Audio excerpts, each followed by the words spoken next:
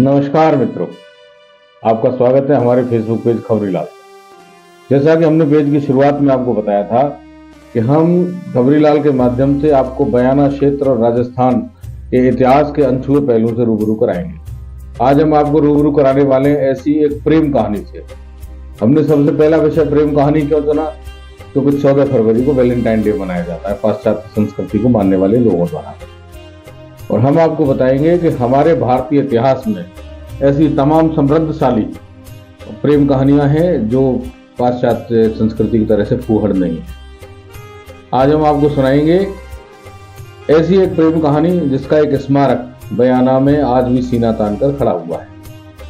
हम बात कर रहे हैं पृथ्वीराज चौहान और संयोगिता की प्रेम कहानी। पृथ्वीराज चौहान किसी परिचय के मोहताज नहीं है।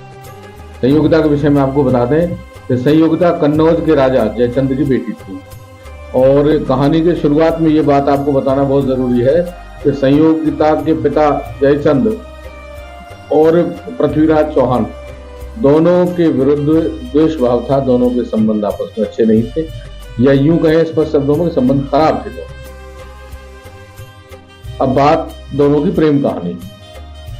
संयोगिता की उम्र विवाह योग्य होने पर संयोगिता के पिता जयचंद को उसके विवाह की चिंता सताने लगी। उस समय की परंपराओं के अनुसार बड़े साम्राज्य के जो संस्थापक थे या बड़े साम्राज्य के जो सम्राट थे, जो राजा थे, वो अपनी पुत्रियों का विवाह स्वयंवर के माध्यम से करते थे। और ऐसा ही राजा जयचंद ने विचार बनाया। उन्होंने रखा कि संयोगिता का स्वयंवर अब करा दिया जाए, रचा दिया जाए। संयोगिता के स्वयंवर की तैयारियां प्रारंभ कर दी गई। इसी बीच एक चित्रकार राजा जयचंद के दरबार में आता है और तमाम राजा महाराजा और राजकुमारों के चित्र बनाकर राजकुमारी संयोगिता को दिखाता है। इसी बीच वो चित्र बनाता है पृथ्वीराज चौहान का। और पृथ्वीराज चौहान के चित्र को देखते ही राजकुमारी को लगा कि जैसे उसकी मनचाही मुराद पूरी हो गई हो, उसको उसकी तलाश पूरी हो गई हो, कि उसे तो इसी मनमीत की तलाश थी। उस चित्र में उसे अपना मनमीत नजर आने लगा और वो मन ही मन उस चित्र में दिख रहे कुमार को अपना हृदय दे बैठी, अपना पति स्वरूप में उसको वर्ण कर बैठी। कहानी की दूसरी तरफ चलते हैं। पृथ्वीराज चौहान का दरबार है। चित्रकार पहुंचता है वहां पर और राजकुमारी संयोगिता का चित्र बनाकर पृथ्वीराज को दिखाता है। चित्रकार द्वारा बनाए गए चित्र को देखकर उसके चित्र में मोहक छवि संयोगिता की जब पृथ्वीराज ने देखी तो पृथ्वीराज चौहान भी उसके रूप पर मोहित हो गए और उन्होंने भी उसको अपना बनाने का निर्णय ले लिया।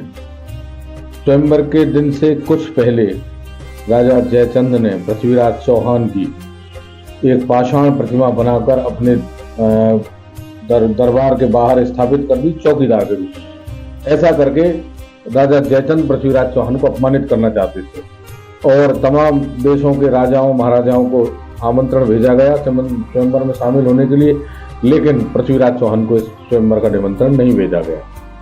पृथ्वीराज चौहान की प्रतिमा को बाहर अपने राज दरबार के बाहर स्थापित करके जयचंद पृथ्वीराज को अपमानित करना चाहते थे और वो कुछ हद तक इसमें सफल भी।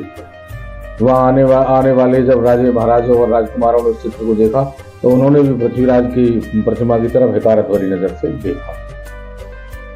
स्वयंवर का दिन आया। राजकुमारी संयोगिता अपने हाथ में वरण का जयमाल लिए हुए तमाम राजाओं के सामने होकर गुजरी और वो किसी में भी अपना मनमीत न पा करके वो निराशा के कदमों से आगे चलती रही। इसी बीच जब वो दरवाजे के नजदीक से दोबारा से दूसरी पंक्ति में और बैठे हुए राजा महाराजाओं तक पहुंचने वाली थी तो उसको नजर आई पृथ्वीराज चौहान की पाषाण प्रतिमा। उसने आप देखा न ताब और उसने तुरंत अपनी स्वयंवर की माला पृथ्वीराज चौहान की प्रतिमा के गले में डाल दी। इसी बीच एक घटना घटती है। इस पृथ्वीराज चौहान की प्रतिमा के गले में माला डाल दिए जाने से सभी राजा महाराजा स्वयं जयचंद भी हो सकता था। इसी बीच एक घटना घटी। अपनी एक विशेष रणनीति के तहत पृथ्वीराज चौहान वहां पर आते हैं जयचंद के दरबार में। बिजली की सी गति से आए हुए पृथ्वीराज चौहान ने राजकुमारी संयोगिता को तुरंत वहां से उठाया, अपने घोड़े पर बिठाया और वहां से वो दौड़ लिए निकल लिए। इस तरह से संयोगिता का अपहरण कर पृथ्वीराज चौहान चंदेरी के रास्ते श्रोणितपुर में पहुंचे। और श्रीप्रस्थ में पहुंचे, और वो श्रीप्रस्थ वो नगर है जिसको आज बयाना के नाम से जाना जाता है। श्रीप्रस्थ में दाइमा राजपूतों के पास आकर के उन्होंने यहाँ पर अपना विश्राम करने का मन बनाया, जो पृथ्वीराज चौहान के निकट संबंधी थे और रिश्तेदार थे। जिस स्थान पर उन्होंने रुकने का समय बनाया, उस स्थान की छवि आप पीछे देख सकते हैं। ये जो चित्र आप देख रहे हैं, इनमें वो स्थान को दिखाया गया है जहाँ पर पृथ्वीराज चौहान और संयोगिता ने कुछ समय बिताया। उस स्थान पर एक विशाल भवन बयाना कस्बे के नजदीक 4 से 5 किलोमीटर की दूरी पर दक्षिण दिशा में, बयाना से अगर हिंडौन की तरफ हम जाएंगे तो दाएं हाथ पर एक भवन बना हुआ है, जहां पर एक 4 गुंबदों वाली विशाल बारादरी स्थापित है, और वहां पर स्थापित है एक बावड़ी भी, जो पृथ्वीराज चौहान और संयोगिता के अनोखे प्रेम कहानी की कथा के साक्ष्य देती हुई नजर आती है। आपको बता दें कि ये जो प्रेम कथा है, ऐसी अमर प्रेम कथा है कि जिसमें प्रेमी ने सिर्फ चित्र देख करके प्रेमिका का वर्ण किया, उसी प्रकार प्रेमिका ने भी प्रेमी के चित्र देख करके प्रेमिका का वर्ण किया, और उसको अपना बनाने के लिए अपनी जान को हथेली पर रखकर दुश्मन देश के राजा के दरबार में पहुंचकर और वहां से अपने राजकुमारी का अपहरण किया।